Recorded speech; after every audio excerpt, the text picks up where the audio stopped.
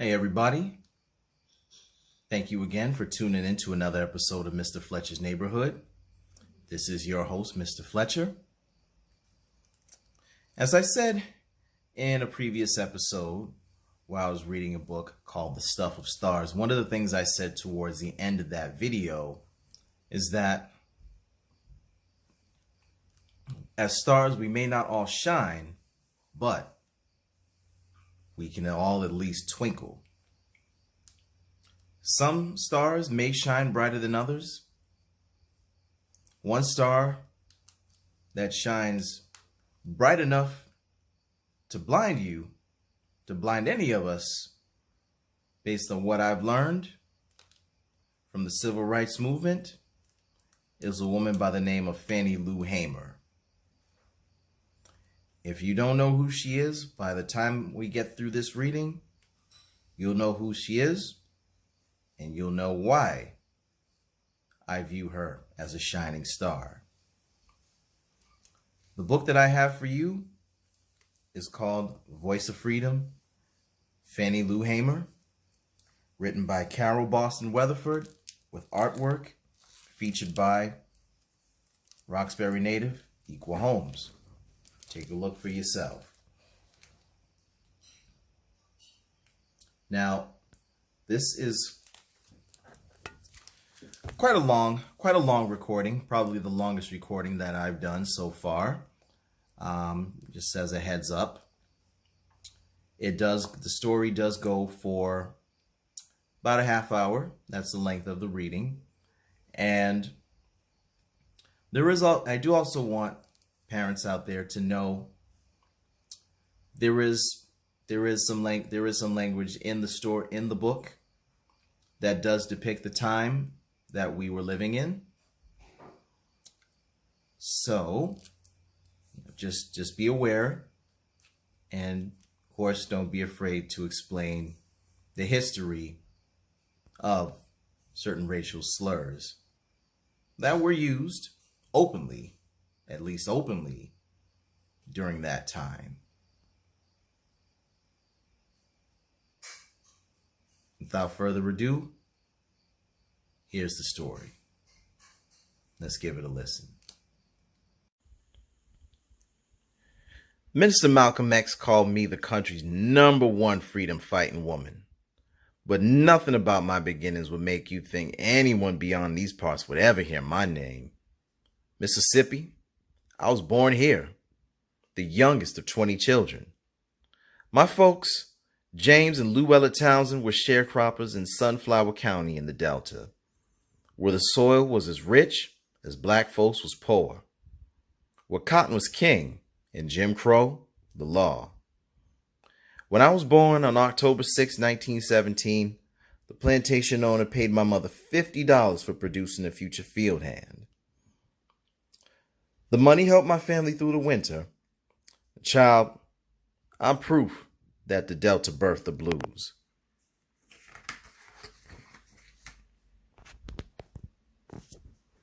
I was just 6 when I dragged my first bag down a row of cotton.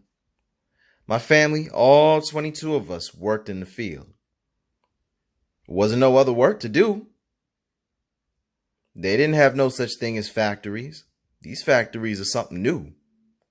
From sun up to sundown, dew to dark, can see to can't, 20-foot sacks over our shoulders down miles of rows.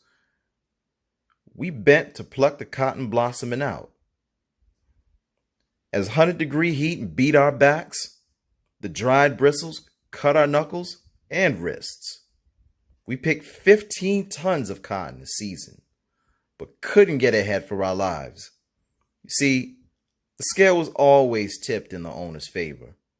Our so-called share of the crop never be enough to pay back the money we borrowed from the owner for seed, food, clothing, and supplies.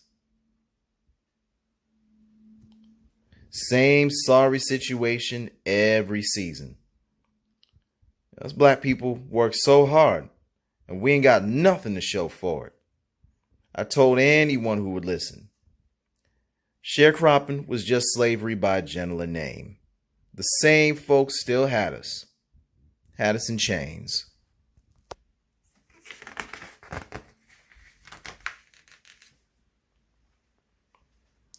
I was the baby, and my mother never let anyone in the family forget it. She told my father not to beat me, and she made my sisters and brothers give me piggyback rides, even though I weighed more than some of them. I could get into some mischief too, like the time I cooked a bag of rice, boiled over, and made a big mess. My father was so angry that I ran off to get away from him. My mother saved me from a beating that time too. My father wasn't always serious though. After a long day in the field, he told jokes.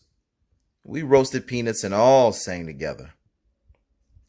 Sometimes they'd stand me on the kitchen table and I'd break into, "This little light of mine." I reckon I was a show-off. Strong woman, my mother wore rags, patched with rags, so her children could look decent. Even as a girl, I knew things weren't right. Whites had food, clothes, everything, while blacks worked and went hungry. One day I asked, why wasn't I white so that we could have some food? "Don't feel like that," my mother said. "We are not bad because we're black people." Next thing I knew, she bought me a black doll. Told me, "I want you to respect yourself as a black child. And as you get older, you respect yourself as a black woman. If you respect yourself enough, other people will have to respect you." My mother taught me years ago that black is beautiful.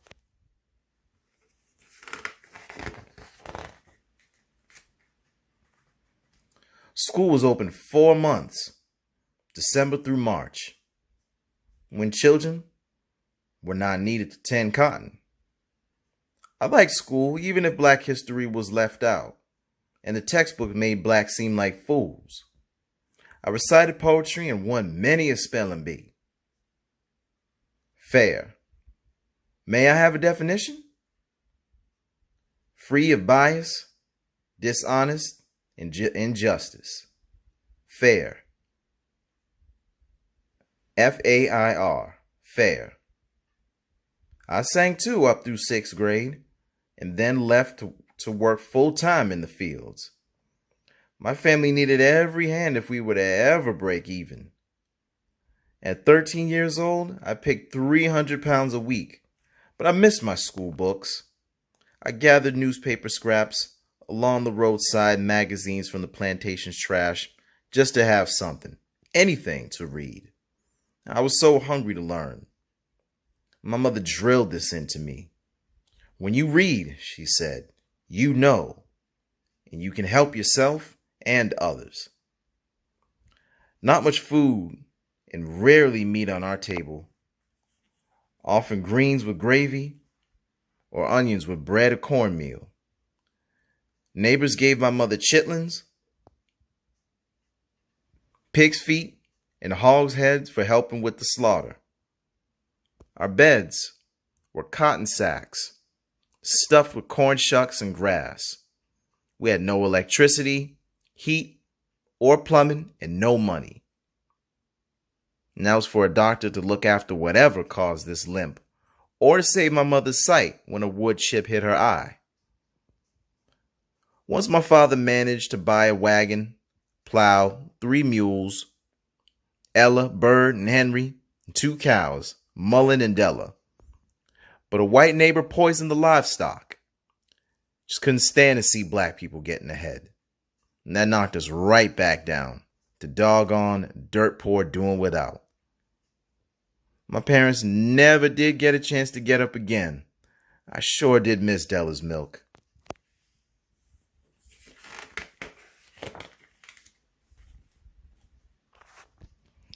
Hardship after hardship wore my father down. By the time I was 22, we'd buried him. Most of my brothers and sisters moved up north, hoping for higher pay and a better life. I can't blame them. Jim Crow chokes every chance a black man gets down here. Who wouldn't long for something better? I may have gone too, but my mother needed care. I couldn't bear the thought of her in some nursing home. She was in her 80s, nearly blind and worn down by hard work. When she moved in with me, sometimes I read to her. Other times, I'd hear her singing. Songs that would really sink down in me. Powerful message songs. I never regretted staying behind. Not a single minute. Not a single no.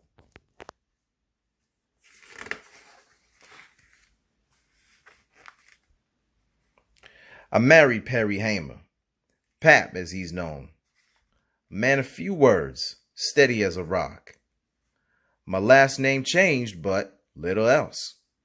I joined Pap on the Marlowe plantation where he drove a tractor, and I just picked down different rows.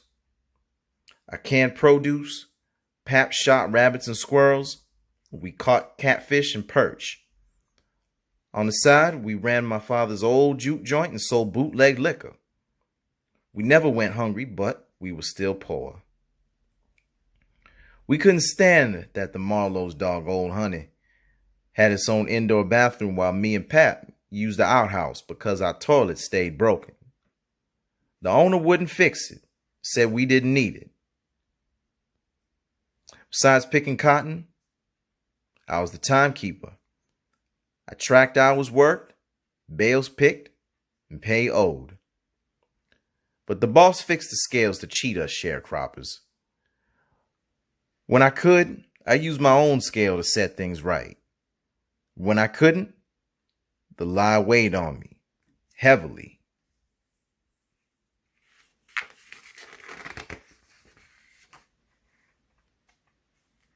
In 1954, me and Pap adopted 2 little girls.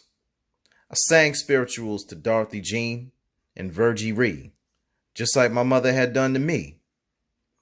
In 1961, a doctor tricked me into an operation supposedly to remove a growth.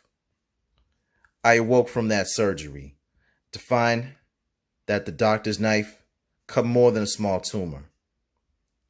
He had removed the parts that God gave me to bring children into the world, and I would never have babies of my own. A Mississippi law at the time said poor folks had no business making babies. That law may have taken my womb, but no one was going to take my voice. No one.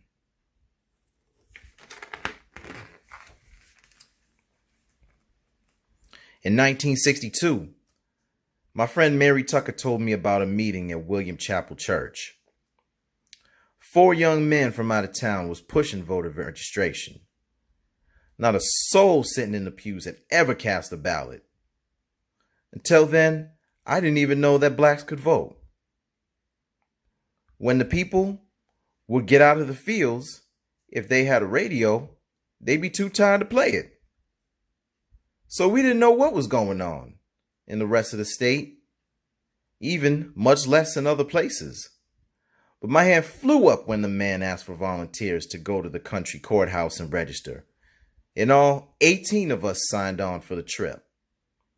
I was just curious to go, so I did. I guess if I'd had any sense, I'd have been a little scared, but what was the point of being scared? The only thing they could do to me was kill me, and it seemed like they'd been trying to do that a little bit at a time ever since I could remember. An old rented bus drove us 30 miles to Indianola, what was the home of the Violent White Citizens Council. Barking dogs and rifle-toting men met our bus. That was supposed to scare us. The circuit clerk only let 2 people in the courthouse at a time. I went first. I didn't know what to expect.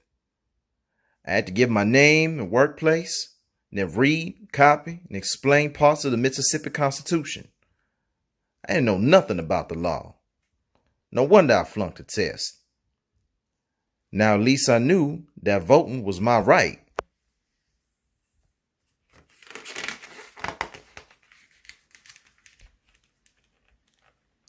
On the ride home, policemen stopped our bus to arrest the driver on account of the yellow bus. Said it looked too much like a school bus. A phony charge if I ever heard one. We emptied our pockets, scraped together $30 towards the bogus fine. Back at the plantation, my boss had already set stuff in the road. Said they wasn't ready for that, Mississippi. Had gave me a choice to withdraw my name at the courthouse or move on. All I could say was, I didn't go down there to register for you. I was down there to register for myself. Later that night, I left my home and family to move in with the Tuckers. But before long, night riders came around. They shot in the house 16 times, thinking that I was there. I couldn't risk the Tuckers' lives. For 2 months, I moved from place to place, hanging out with friends and family. Then I rented a house in town near my family. Soon as I moved in, I marched back into that courthouse and I retook the test. What did I have to lose? There was nothing they could do to me. They couldn't fire me because I didn't have a job. They couldn't put me out of my house because I didn't have one. There was nothing they could take from me any longer. A month later, I heard that I passed. On to the price of freedom. Before I could cast a single vote, I had to pay a poll tax I couldn't afford and dodge the night riders who cruised slow as molasses past my house with guns after my name was printed in the paper. Too bad a voter registration card couldn't pay the rent. When Pat lost his job, we got by on $10 a week, raised by those young voting rights workers who opened my eyes to the change coming. And I hopped aboard that train.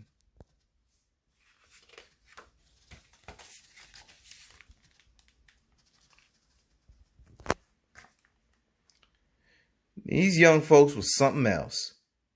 Most belonged to SNCC, the Student Nonviolent Coordinating Committee. It was called SNCC for its initials. And the college kids saw me for a leader, and I made it plain why I joined the movement. All my life I've been sick and tired. Now I'm sick and tired of being sick and tired.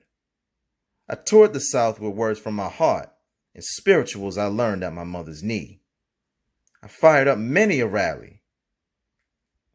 This little light of mine, I'm gonna let it shine.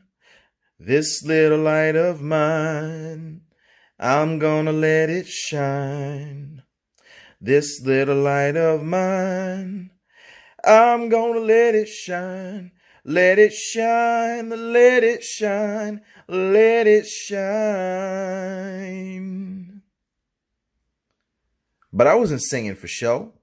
I was singing for freedom. Leadership came natural to me as singing. People took to calling me the lead spirit of the civil rights movement.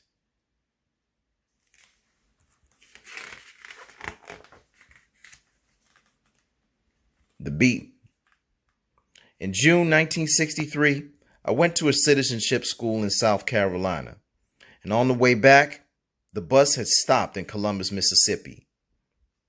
Me and the other trainees was hungry and decided to try to eat in the terminal. We ordered breakfast at the whites-only lunch counter, knowing segregation had been outlawed. After a long wait, we was finally served, but the bus driver called the police, and down the road in Winona, we got kicked off the bus and thrown into jail. When I asked what was the charges, the police told me to shut up. They put us in separate cells and made other prisoners beat us. Black and blue, they just kept beating me. The jailers telling me, "You nigga bitch, we gonna make you wish you were dead." Through the pain, I quoted scripture. One prisoner beat me until we were both exhausted. Then the other took over. I waited 3 days for a doctor to show up. Snick sent someone to bail us out, but the police locked him up and beat him too. It took Andrew Young from the Southern Christian Leadership Conference to get us released. The same day NAACP leader Medgar Evers was slain in his driveway for teaching black people their rights. The others said it was my singing what brought them through. That November, John F. Kennedy was killed and Lyndon B. Johnson was sworn in as president. He promised Dr. King to finish what Kennedy couldn't. In July of 1964, Johnson signed the Civil Rights Bill into law. The blood of freedom fighters was in his pen.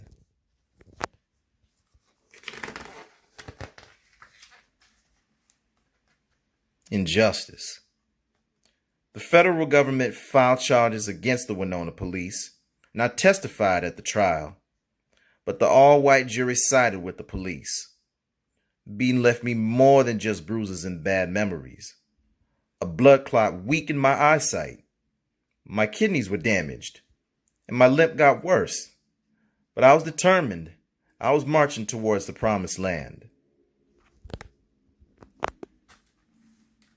Not even a bad leg could stop me from standing up for what I believed in.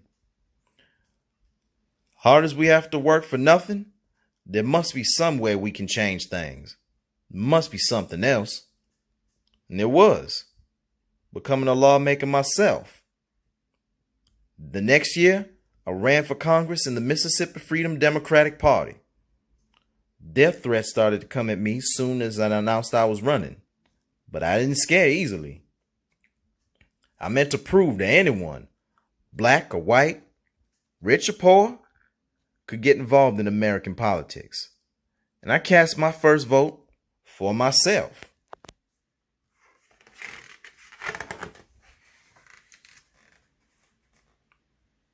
Later that year, I shared stories and songs with student volunteers about what it was like for black folks in the Delta. After the training, students set off on a campaign called Freedom Summer. Some be running freedom schools, teaching reading and the right to vote. Ku Klux Klan killed some of them students. I knew Michael Schwerner and James Chaney real well. They were murdered along with Andrew Goodman for nosing into church farm bombings. If I had known those young men would wind up dead, I would have told them to stay home. I cried like I lost my own sons. I could not take losing this election, but not this. I could take losing the election, but not this. Still, I had to go on. At a government hearing in Washington, D.C., I spoke about my struggles and how we started a new political party in Mississippi because the regular Democrats locked us out. We weren't going to be locked out no more. No more.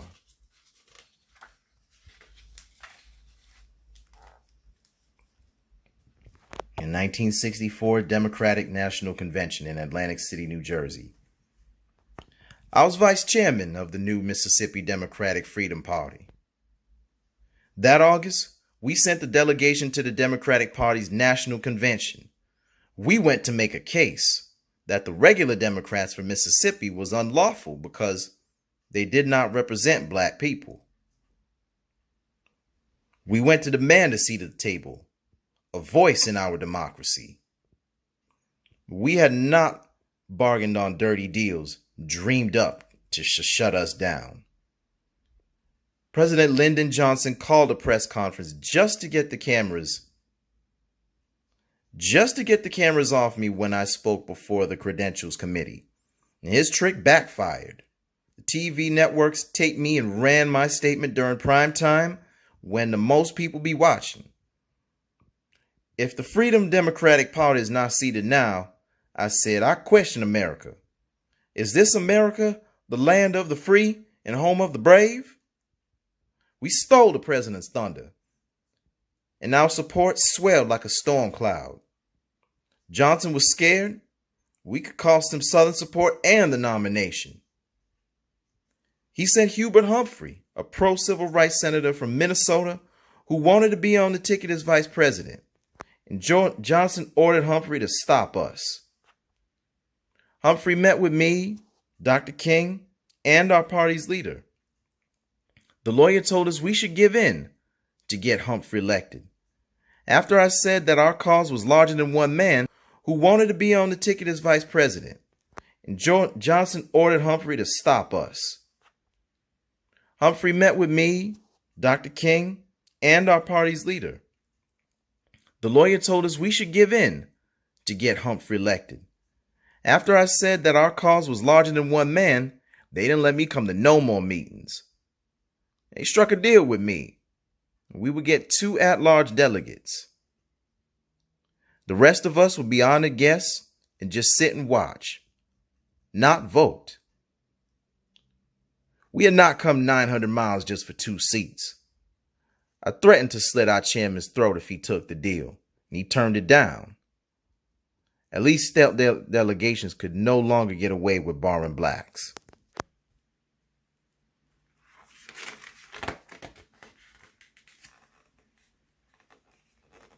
On to Africa.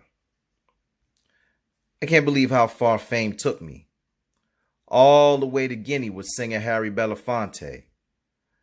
When our pilot on the flight from Ghana was black, I knew I was in for an awakening. What little we had read about Africa was just wild. At the time, Guinea had just got independence from France. I was so proud that black people were running the government.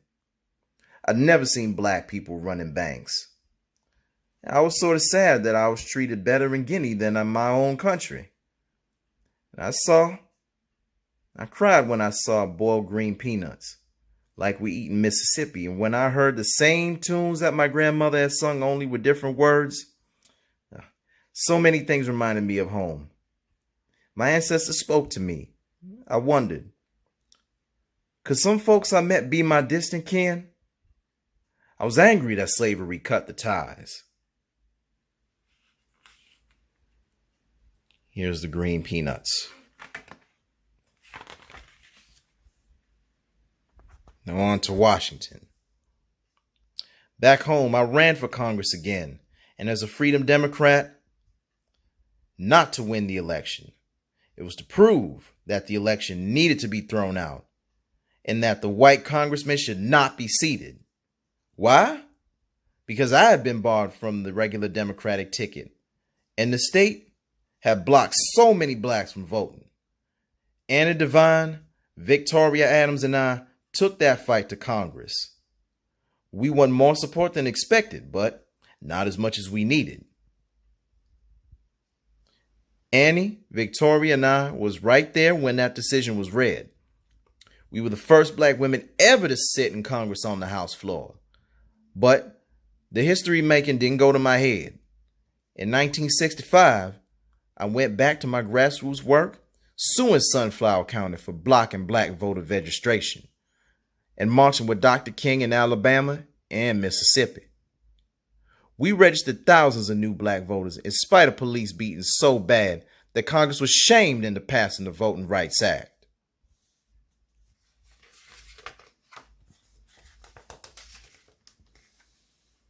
Black power. Say it loud. I'm black and I'm proud. Black power. That had become the battle cry of the movement.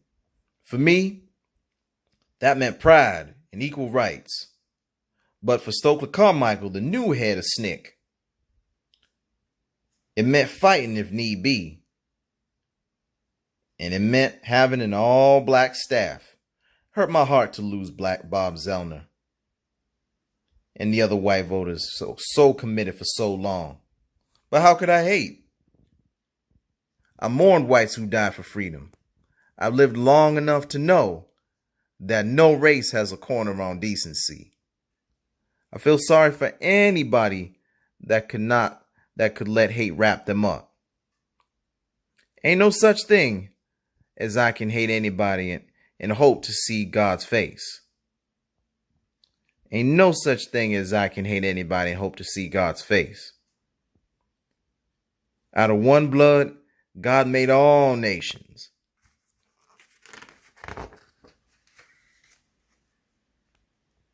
This is America's problem.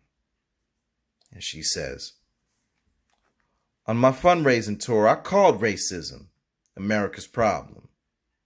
Whatever you give, I told the crowd, it's not only to free me in Mississippi, but it's also to free yourselves because no man is an island.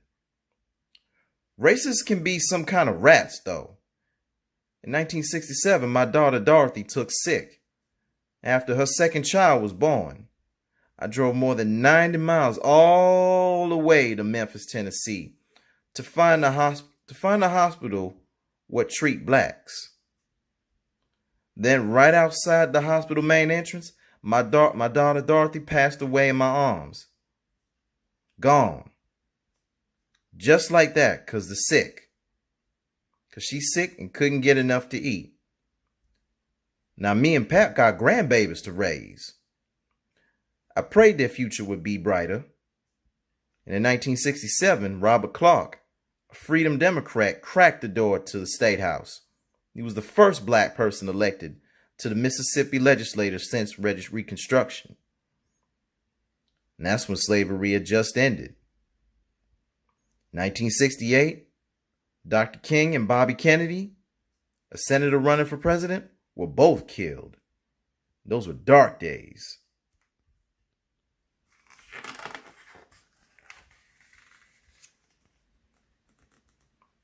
The summer of 1968, I sat at the Democratic National Convention in Chicago as a part of the Loyalist delegation, what was formed to crush the Freedom Democrats. Still, I felt my voice be heard for aid to farmers and against the war in Vietnam. I was weary as an old soldier, but I couldn't rest. No, I couldn't. Not as long as blacks was poor, school was segregated, and black teachers was discriminated against. Not as long as laws be holding women back. One day an old white man told me he appreciated me doing what he was afraid to do. Ain't no telling how long he wanted change, and he could not be free until I was free. And I'd always believed we serve God by serving our fellow man. And no child should know what hunger is. So I started a Freedom Farm, a pig bank, and a Head Start program. And I help folks living in shacks get hold of government housing loans. I mind a lot of pots. I given my 2 cents to the women's liberation movement. And I won a lawsuit against Sunflower County to integrate the public schools. And I lost a bid for state senate in 1971. The outcome was rigged against me, but 55 blacks was elected in Mississippi that year. And that's a record for a southern state. And in 1976, the Congressional Black Caucus, made up of black congresspeople, giving me a lifelong service award. Maybe I had one after all.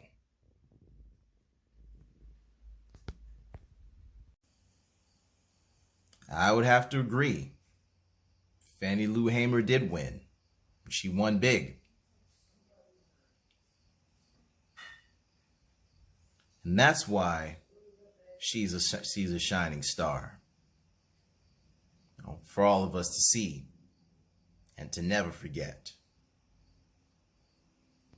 This is a story that I'll never forget, given the amount of time that I spent reading it before presenting it to you. And the purpose of all of these stories are to be memorable for you, whether you are the parent or the child, as you get older. This was another episode. Thank you all for listening. Appreciate your time and attention. And take care for now.